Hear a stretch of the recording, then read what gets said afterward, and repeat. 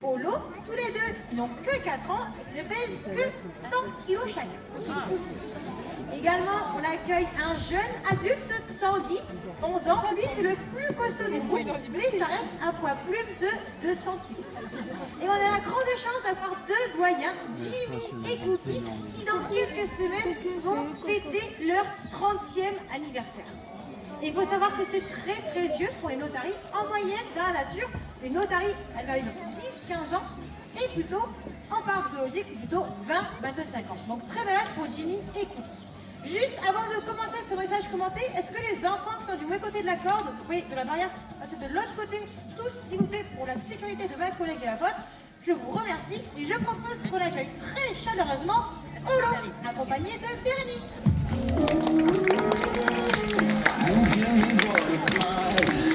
Avec moi dans le nez. Ça passe. On va pas bouger.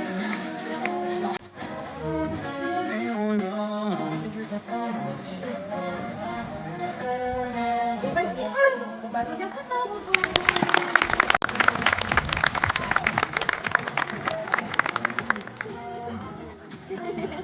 Alors il faut savoir que Olo, il a rejoint notre groupe il y a maintenant 3 ans. Il nous vient tout droit d'Allemagne où il est né dans un autre parc zoologique. D'ailleurs sachez que tous les animaux qui sont présents aujourd'hui au sein de notre structure, ils sont tous nés en parc zoologique et ce depuis plusieurs générations. Donc tous nos animaux sont très bien acclimatés à nos températures.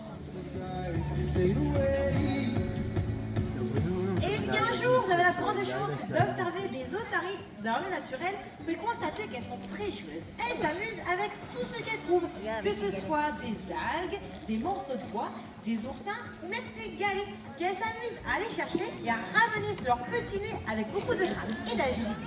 Je vous laisse profiter.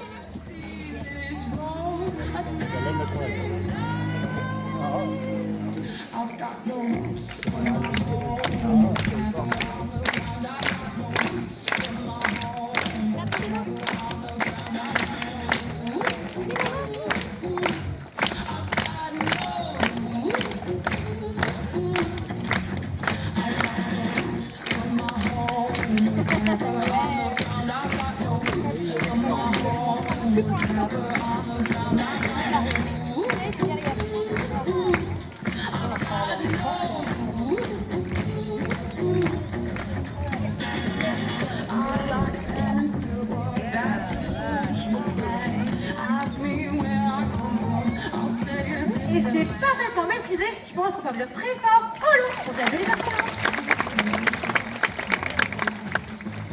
Alors comment Olo arrive à faire une telle prouesse? Eh bien c'est grâce à ses moustaches, qu'on va appeler les vibrisses. Les vibrisses ne vont pas tenir le galet, c'est un véritable organe sensoriel. À l'intérieur, il y a plein de petits capteurs sensoriels. Les moustaches vont se diriger vers le galet. Ainsi, les petits capteurs à l'intérieur de chaque moustache va renseigner le cerveau de Olo sur la forme de l'objet, le poids de l'objet et donc la bonne position de la tête à adopter. On est d'accord, il manquait quelques petits centimètres, mais c'est pas grave, on va recomposer à Olo ici, mais je pense qu'il manquait d'encouragement. C'est pas à faire du bruit.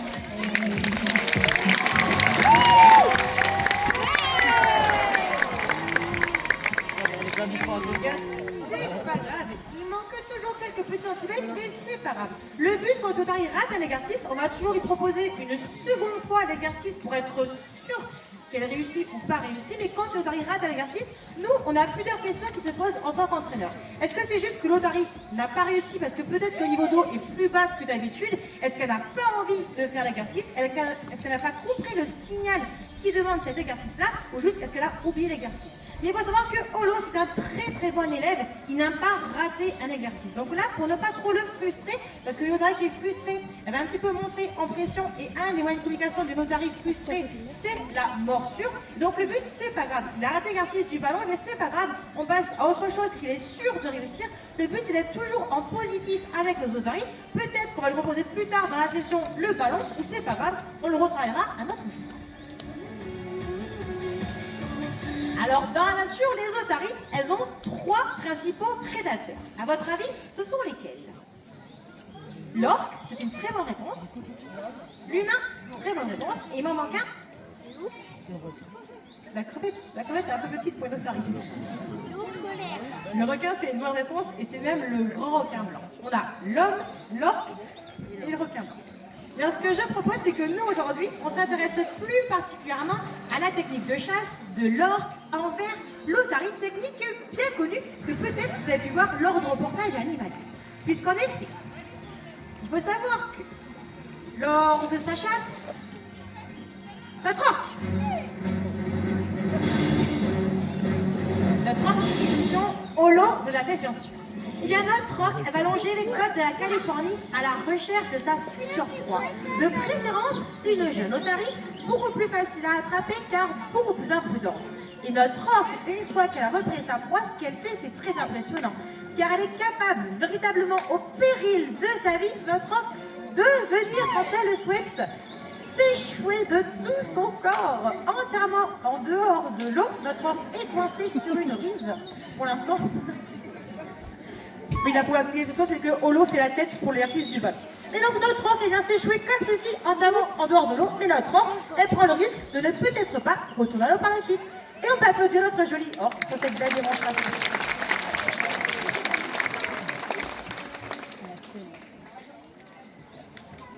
Et donc là, vu que Holo nous montre qu'il n'est pas content d'avoir raté l'exercice de la poule suspendue au-dessus du bassin, eh bien on va aller dans son sens, on va lui reproposer une dernière fois l'exercice du ballon, et peut-être que cette fois-ci, il va réussir. N'hésitez pas à l'encourager très fort.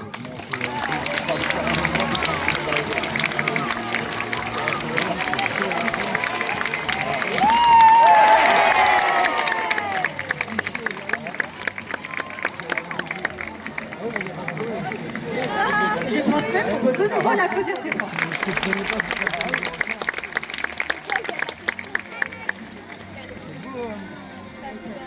Non, c'est fini. Donc oui, Holo c'est le bon élève du groupe, mais aussi c'est le plus réservé du groupe. Quand Holo est arrivé, il a mis quelques mois pour trouver sa place dans notre groupe, puisque Holo c'est le plus réservé de notre groupe. Pour récompenser la réussite de l'exercice, nous avons deux types de récompenses. À votre avis, ce sont lesquels? Le poisson. Il y a le poisson, c'est vrai, mais il n'y a pas que le poisson. Je ne sais pas si vous avez bien observé. Il y a la caresse, et même nous, on va parler du lien et de l'énergie soigneur de manière générale. Dès qu'une otarie va réussir un exercice, on va se mettre à son niveau, lui parler et la caresser. Et au final, le poisson, c'est secondaire. Pour l'instant, Holo, il est encore en transition, il est en train d'apprendre que la caresse prédomine sur le poisson, puisqu'au tout début, quand Holo est arrivé, nous, on était juste un distributeur de poissons. Et bien chez nous, on apprend au fur et à mesure que la caresse prédomine sur le poisson, et au final, on peut faire un entraînement entier sans poisson. Et pour être sûr que nos otaries aient envie de s'entraîner par plaisir, elles sont toutes nourries avant chaque entraînement, comme ça on est sûr qu'elles ont le ventre bien rempli. Si Holo fait le choix de s'entraîner, ce n'est pas par faim, mais par envie.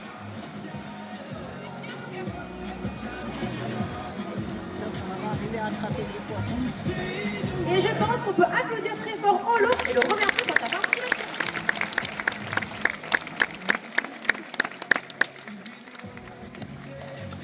Et donc le temps de rejoindre ces quartiers et de proposer à Bérénice, à une autre tarif, de venir devant vous. Je vais en profiter pour expliquer pourquoi ici nous n'avons que des mâles. Je dis ça. Ah, pourquoi? Il faut savoir que le mode de fonctionnement de l'otarie de Californie, c'est le harem. Donc normalement, on doit avoir un mâle avec son groupe de femelles. Et alors sachez que dans la nature, un mâle peut avoir une quinzaine de femelles pour lui tout seul.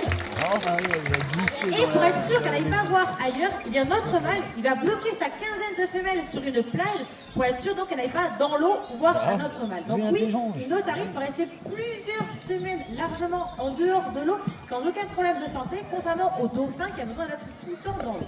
Et bien nous, chez nous, notre structure n'est pas du tout adaptée pour accueillir un ou des couples reproducteurs. Nous, on a un bâtiment pour un groupe unisexe, soit que des mâles, soit que des femelles, sachant que les femelles travaillent tout aussi bien que les mâles. À l'époque, il n'y avait que des mâles disponibles. Notre choix s'est donc porté vers les mâles, et pour que l'entente soit cordiale, ils ont tous été castrés. Et cette fois-ci, je propose qu'on change de tranche d'âge. Je propose qu'on accueille chaleureusement Jimmy. Tu vas nous rejoindre. Jimmy.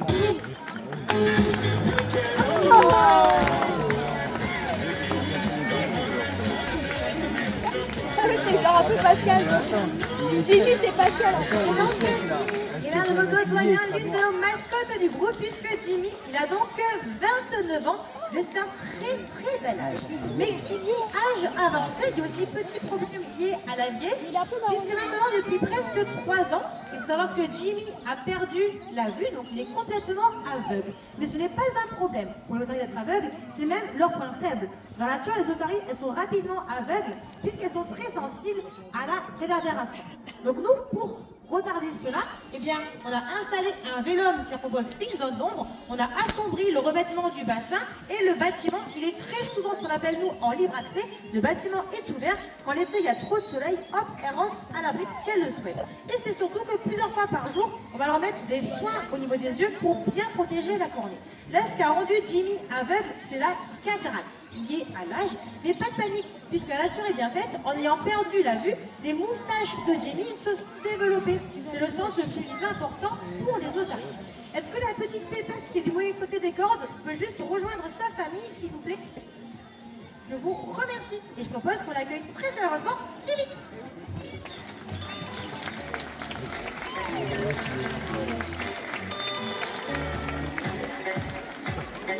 Donc la petite Jimmy est tout près de vous pour voir ces très jolies moustaches qui sont donc beaucoup plus grandes que celles de Holo, puisque Holo a une bonne vue.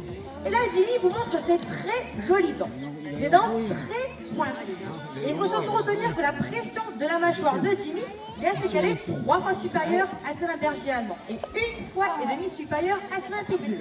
Sachant que pour l'otarie, mordre, c'est un moyen de communication normal. C'est pour ces raisons qu'il y a des cordes devant le bassin. C'est pour votre sécurité, pour le bien-être de nos otaries. Et c'est pourquoi, s'il vous plaît, on vous demande de les respecter comme tout au long de la journée et comme tout partout sur le parc. Et on vous remercie de votre compréhension.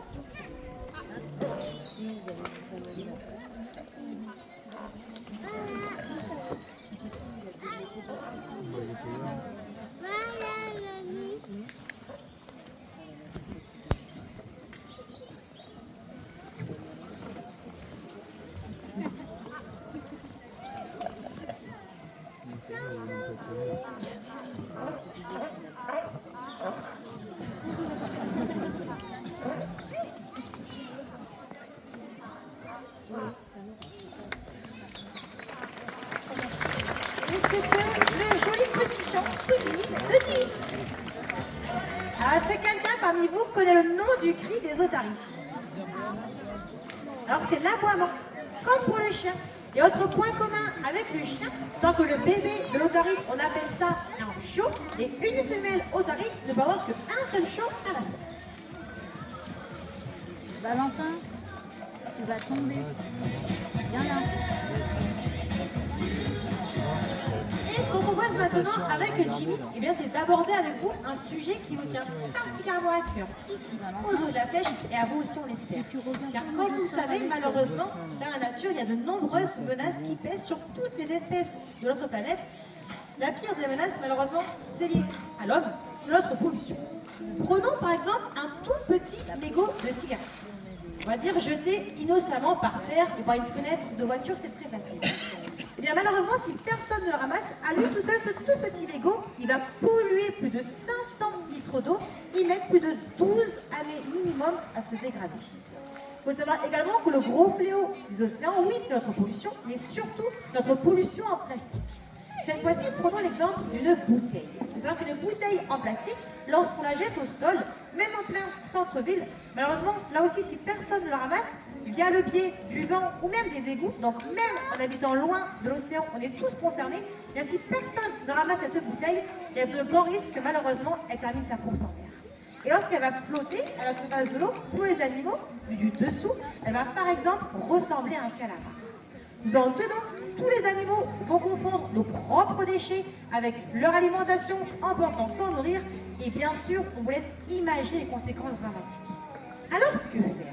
Bien sachez-le, heureusement, rien n'est perdu, bien au contraire. Puisque tous au quotidien, on peut tous être des acteurs et tous faire de très grandes choses. Par exemple, pour commencer, il suffit que chacun, lors de nos achats dans les grandes surfaces, on réduise notre propre consommation en plastique, qu'on privilégie les gourdes à la place des bouteilles. Et également, il y a un autre geste. Un geste très simple qu'on a appris depuis tout petit et que malheureusement on a tendance à oublier un petit peu trop vite en grandissant. Donc nous, ce qu'on vous propose, c'est qu'aujourd'hui, Jimmy nous rappelle ce très bel exemple à suivre.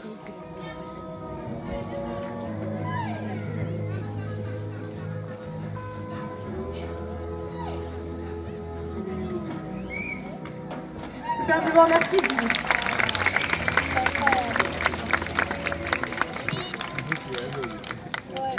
Alors, j'espère que vous serez d'accord avec nous, j'en suis convaincue. Si Jimmy, avec l'entraînement et en ayant perdu la vue, a réussi à mettre une bouteille dans une poubelle, sincèrement, je pense qu'on est tous capables d'en faire autant. C'est un petit geste qui prend que quelques secondes, mais qui peut changer les choses. Alors vraiment, faites-le pour tous ces animaux qui malheureusement disparaissent chaque jour à cause de nous dans la nature, mais faites-le également pour vos enfants, vos petits-enfants qui ont besoin d'un avenir, et pour ça on est tout d'accord. Ils ont besoin d'une planète la plus propre possible. Soyons fiers de leur montrer le bon exemple. Soyons leurs héros du quotidien. Et pour cela, c'est dès maintenant que ça se passe. Et mes enfants, sincèrement, on vous remercie de votre attention sur ce sujet.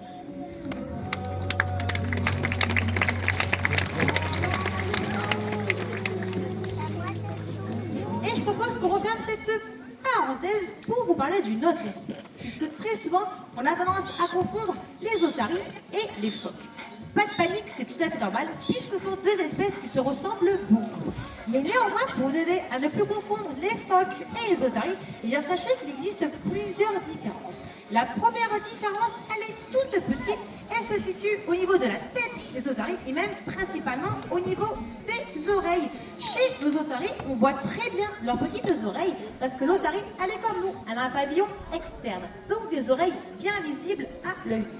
Le phoque, bien sûr, lui aussi, il a un conduit auditif, lui aussi, il entend très bien, c'est juste qu'il n'a pas de pavillon externe. Donc c'est très difficile d'observer l'oreille d'un phoque à l'œil nu. Pour en souvenir, petite astuce mémotechnique, otarie, ça commence par un O comme oreille, donc il n'y aura plus de doute à avoir. Donc là, Jimmy se rapproche de vous, vous pouvez tous voir donc ces jolies petites oreilles.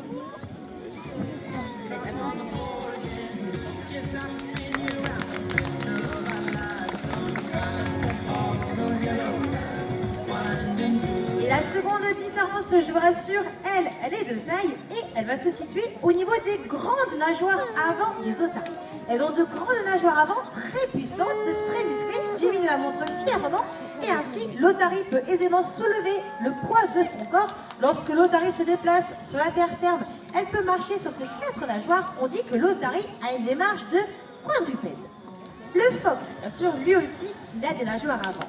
Mais en fait, les nageoires du phoque, elles sont toutes petites. Et si petites que finalement, pour se déplacer sur le sol, lui, le phoque, il ne va pas se servir de ses nageoires avant. Le phoque va plutôt être obligé d'onduler comme le ferait une chenille ou un ver de terre. On dit que le phoque ondule sur le sol.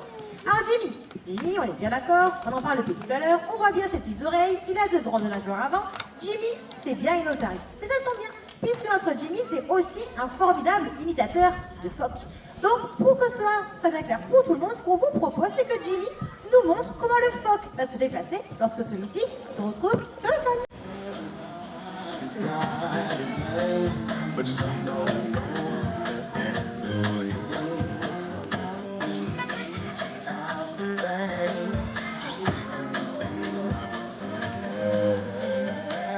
Merci Jimmy.